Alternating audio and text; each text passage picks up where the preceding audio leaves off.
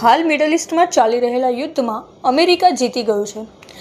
અમેરિકાના એક રાજ્યમાં ચાલી રહેલ રેલી દરમિયાન અમેરિકી રાષ્ટ્રપતિ ડોનાલ્ડ ટ્રમ્પ દ્વારા નિવેદન આપવામાં આવ્યું છે કે ઈરાન સામે ચાલી રહેલા યુદ્ધમાં અમેરિકાનો વિજય થયો છે.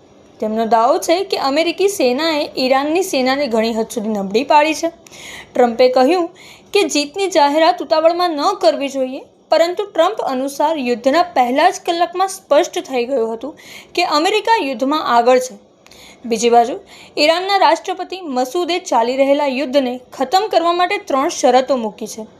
પહેલી શરત છે કે ઈરાનના કાનૂની અધિકારોને માન્યતા આપવામાં આવે. બીજી શરત છે કે યુદ્ધથી થયેલા નુકસાનની ભરપાઈ કરવામાં આવે. અને ત્રીજી શરત છે ભવિષ્યમાં ઈરાન પર હુમલો ન થાય તે માટે આંતરરાષ્ટ્રીય ગેરંટી આપવામાં આવે.